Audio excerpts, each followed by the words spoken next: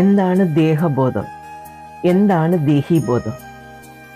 ഒരാളുടെ സൗന്ദര്യം, ഭംഗി നമ്മൾ തിരിച്ചറിയേണ്ടുന്നത് അയാളുടെ ബാഹ്യ സൗന്ദര്യത്തിലല്ല, അയാളുടെ പ്രവൃത്തികൾ, പെരുമാറ്റം, സംസാര രീതി, കർമ്മങ്ങൾ എന്നിവയിലായിരിക്കണം ഒരാളുടെ സൗന്ദര്യം നമ്മൾ അളക്കേണ്ടത്.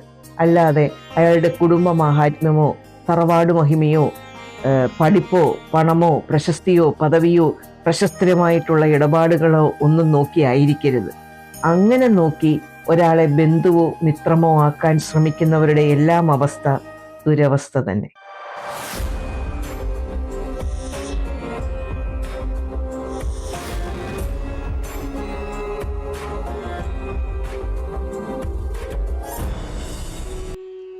കഴിഞ്ഞ എപ്പിസോഡിൽ നമ്മൾ പറഞ്ഞത് വിചിത്ര വീരന് വേണ്ടി വധുവിനെ അന്വേഷിച്ച് നടന്ന ഭീഷ്മർ കാശി രാജ്യത്ത് നടക്കുന്ന സ്വയംവരം അറിയുകയും അവിടെ പോയി ബലാത്കാരമായി അംബ, അംബിക, അംബാലിക എന്നീ സഹോദരീ രാജകുമാരിമാരെ വിചിത്ര വീരന് വേണ്ടി പിടിച്ചു കൊണ്ടുവരികയും ചെയ്തു.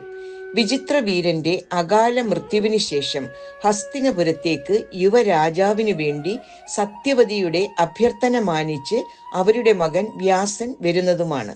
ഞാൻ ജയശ്രീ ശ്യാംലാൽ, അധ്യാപികയാണ്, ഒരു എഴുത്തുകാരിയുമാണ്. എൻ്റെ 4 പുസ്തകങ്ങൾ പ്രസിദ്ധീകരിച്ചിട്ടുണ്ട്. മാധവി, ഷേക്സ്പിയറിലൂടെ ഒരു യാത്ര, മിറിയം, ടാഗോർ, വേരുകൾ തേടി. നമ്മൾ മഹാഭാരത കഥയാണല്ലോ പറഞ്ഞുകൊണ്ടിരുന്നത്. അപ്പോൾ ഹസ്തിനപുരത്തെ യുവരാജാവിന് വേണ്ടി സത്യവതിയുടെ അഭ്യർത്ഥന മാനിച്ച് വ്യാസൻ അവതരിക്കുന്നു. കാണാൻ വളരെ വിരൂപനാണ് വ്യാസൻ. വിരൂപനായ വ്യാസനെ രാജകുമാരിമാർ, അതായത് അംബികയും അംബാലികയും അത്ര സ്വീകാര്യതയോടല്ല സമീപിച്ചത്.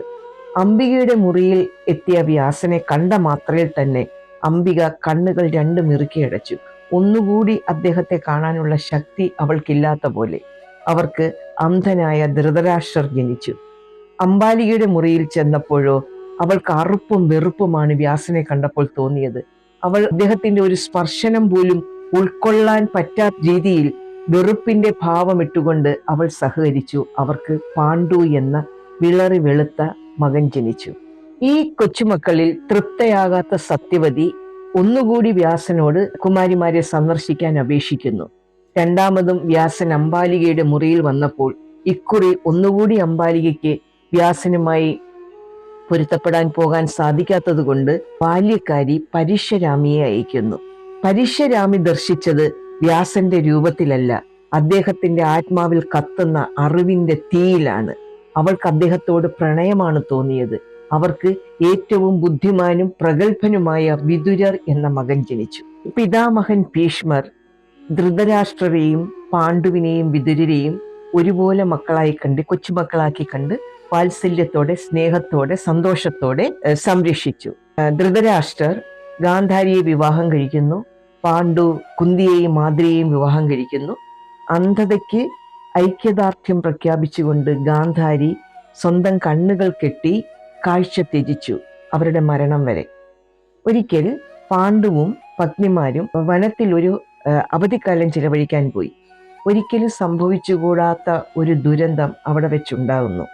അവർ സന്തോഷത്തോടെ അവധിക്കാലം ചിലവഴിച്ചിരുന്നപ്പോൾ ഒരിക്കൽ പാണ്ഡു ഒരു വേട്ടയ്ക്ക് പോയപ്പോൾ ഹിന്ദമ എന്ന മുനി അദ്ദേഹത്തിന്റെ ഭാര്യയുമായി രതിയിൽ ഏർപ്പെട്ടിരുന്നപ്പോൾ അത് മാനാണെന്ന് തെറ്റിദ്ധരിച്ച് പാണ്ഡു അമ്പെയ്തു.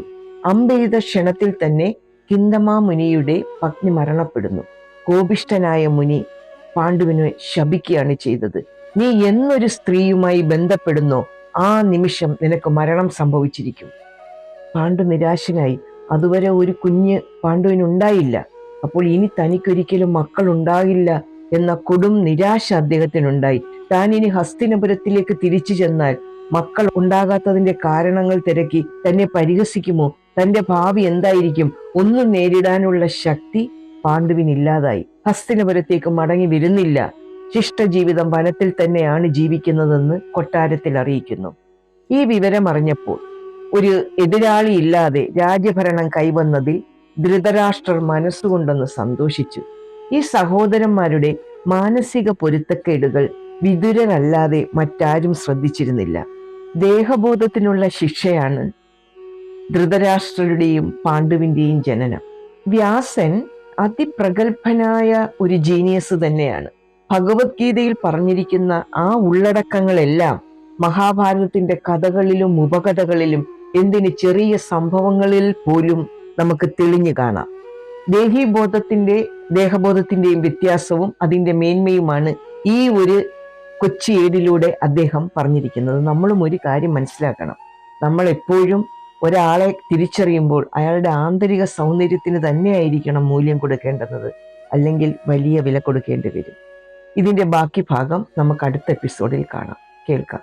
ഇത്രയും നേരം എന്നെ കണ്ടുകൊണ്ടിരുന്ന കണ്ണുകൾക്കും കേട്ടുകൊണ്ടിരുന്ന കാതുകൾക്കും സ്നേഹം, നമസ്കാരം.